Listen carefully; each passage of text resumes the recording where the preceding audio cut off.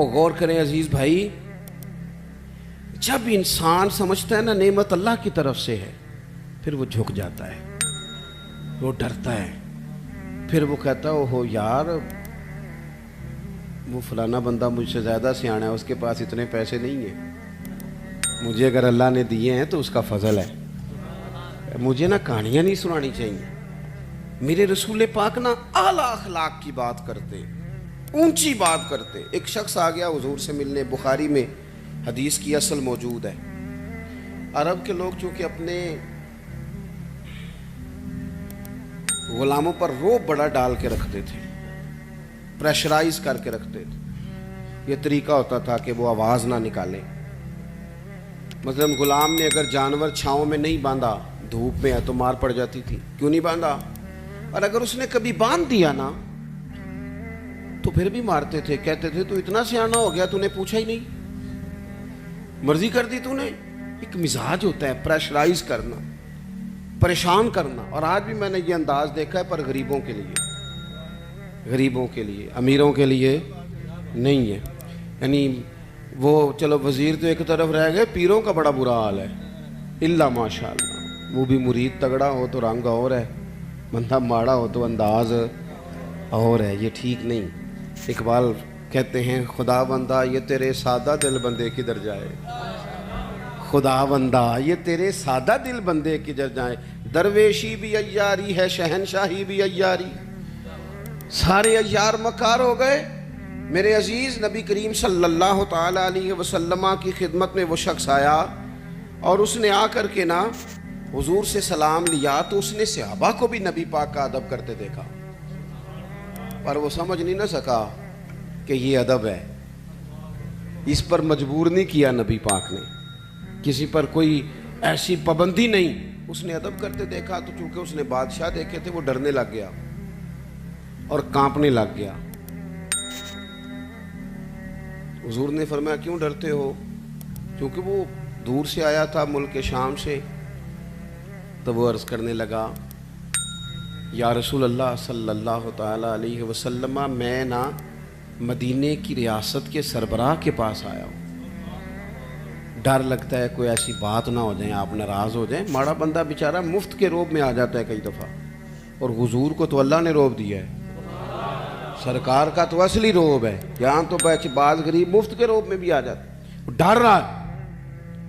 اب حضور اسے تھبکی بھی دے دیتے، بات سمجھا بھی دیتے تو بات ٹھیک تھی، لیکن وہ بات تو دور چلی گئی۔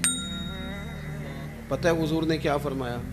فرمایا سن بھائی، تو کسی ریاست کے سربراہ کے پاس نہیں آیا، تو اس بیٹے کے پاس آیا ہے جس کی ماں گوشت کے خشک ٹکڑے کھا کے بھی گزارا کر لیتی، تو غریب ماں کا بیٹا ہوں، غریب ماں کا۔ حضور نے بتلایا کہ کسی اخلاق یہ ہے کہ کسی شخص کو آپ کسی پریشر میں نہ ڈالیں، اسے پریشان نہ کریں، آپ کا وجود، آپ کی طبیعت کسی کے لیے بوجھ کا باعث نہ بنے۔ میں نے اپنی زندگی میں ایک ارادہ کیا ہوا ہے، اس کے لیے مجھے نیند بھی کم کرنی پڑتی ہے۔ میں نے دیکھا کہ جب کسی کو بلایا جاتا تھا نا، خطیب صاحب کو، پیر صاحب کو، تو بڑے بڑے فون کرنے پڑتے تھے، کتے پہنچے ہو، کتے آ گئے ہو، باہر جانا پڑتا سی، بندے پریشان ہو جاتے تھے۔ میں نے یہ کہا ہے کہ اگر کسی نے کہا ہے نا 2 بجے، تو وہاں 2 بجے سے 5 منٹ پہلے جانا ہے۔ سانو ٹینشن جنی مرضی ہوئے، سامنے والے نے دلانا ہوئے۔ میری بات کی سمجھ آ رہی ہے؟ ہوتا کیا ہے، نہیں آپ کا تو خیر کوئی ایسا لیٹ نہیں ہوا، اللہ آپ کو جزا دے، اور میرے خوشی ہے آپ نماز پڑھ رہے تھے، یہ خوشی ہے، اور بڑی خوشی یہ ہے کہ آپ نے جلدی سے نماز پڑھ لی، ورنہ اللہ خیر کرے۔ ویسے میں کو تھوڑے جو بھی ویکھے نا جنہیں نہیں پڑھی، چلو کہڑا تساں کسی نہ گل کرنی ہے، ایک بات یاد رکھنا، کوئی نہیں اجر ملے گا محفل میں آنے کا، بالکل نہیں۔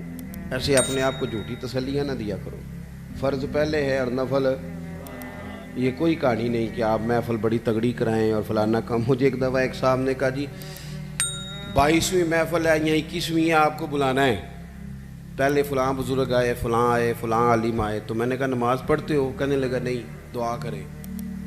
تو میں نے کہا آج کے بعد نہ کسی کو بتانا کہ اتنے علماء کو میں نے دعوت دی ہے، وہ کہیں گے اتنے مولوی مل کے بھی اسے نمازی نہیں بنا سکے۔ تو اس لیے یہ اصل پہ آئیں. کیا مطلب اس کا مطلب ہے کہ نماز پڑھی نہ جائے اور باقی سارے کام کیے جائے؟ نماز اصل ہے، نماز روح ہے. اور حضور ناز سے بھی بڑے راضی ہوتے ہیں، پر میرے نبی نے فرمایا نماز تو میری آنکھوں کی ٹھنڈک ہے. تو جب تو نماز پڑھتا ہے حضور کی آنکھیں ٹھنڈی ہوتی ہے. یہ تو کر نہیں رہا اور باقی تو ادھر ادھر بھاگتا پھرے، تو یہ اضافی بات.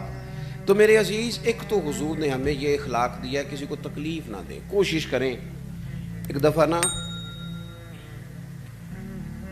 ایک صحابی نے نبی کریم علیہ الصلوۃ والسلام سے کہا میرے گھر کھانے کے لیے آئیں.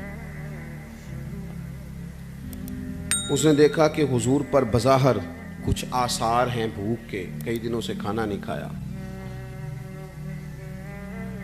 چہرہ دیکھا اس نے تو بندے گنے حضور کے پاس کتنے بیٹھے ہیں، تو 4 لوگ بیٹھے تھے.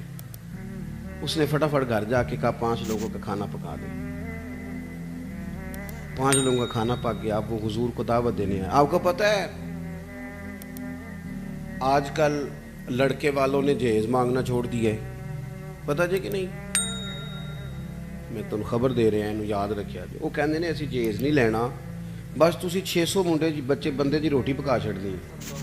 600 دی تے روٹی میں نہیں اسی دیاں گے. وہ ویکھو جی وہ منڈے نے روز آنا ہے تے منڈے دے یاراں نے تے گھروں نہیں روٹی لبدی، کبھی نہیں کھائی. آپ کبھی دیکھیں بیٹی کے باپ کو، وہ کھانے والی لائنوں پہ یوں پھر رہا ہوتا ہے جیسے کوئی بندہ پاگل ہو گیا ہے. دعائیں کراتا ہے، پیر صاحب دعا کرنا اور میری عزت رہ جائے، کتے روٹی نہ تھوڑ جائے. ساری زندگی کے تانے بیٹی کے لیے کیوں تکلیف دیتے ہو کسی کو؟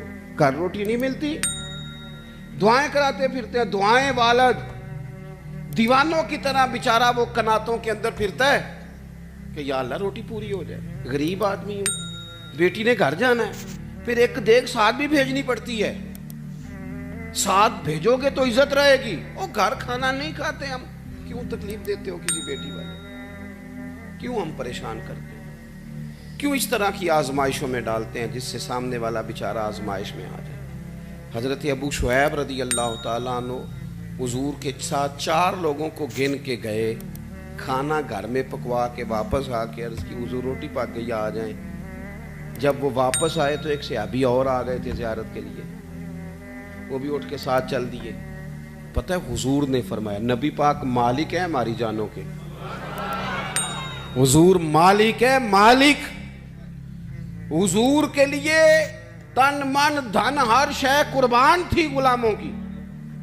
حضور 5 کیا 100 بندہ لے جائیں تو بسم اللہ کریں صحابہ. لیکن نبی کریم نے اصول دیا، اخلاقی عالیہ کی بلندی سکھائی. اس صحابی کے گھر کے دروازے کے قریب جا کے حضور نے فرمایا بھائی 5 بندوں کا تم نے کھانا پکایا تھا، یہ جو شخص آئے ہیں یہ اپنی مرضی سے آئے ہیں، میں نے دعوت نہیں دی، اگر تم اجازت دو تو یہ اندر آئیں گے ورنہ یہ واپس جائیں گے. تم اگر اجازت دو، کسی کو تکلیف دی جا سکتی. ہمارا حال یہ ہے کہ ہمیں خبر کا پتہ بھی نہیں ہوتا کہ فلانے نے یہ کیا ہے کہ نہیں کیا، لیکن الزام گھر بیٹھے بیٹھے الزام لگا دیتے. گھر بیٹھے میں ایک جگہ پہ بیٹھا تھا، وہ کہنے لگے جی ایڈی چھیتی پیسے کمائے نہیں جا سکتے، کوئی رولا ہے وے. اور میں نے کہا کیا آپ، رب تو فرماتا ہے وَيَرْزُقْهُ مِنْ حَيْثُ لَا يَحْتَسِبُ، میں وہاں سے دے دیتا ہوں کہ بندے کا گمان بھی نہیں ہوتا.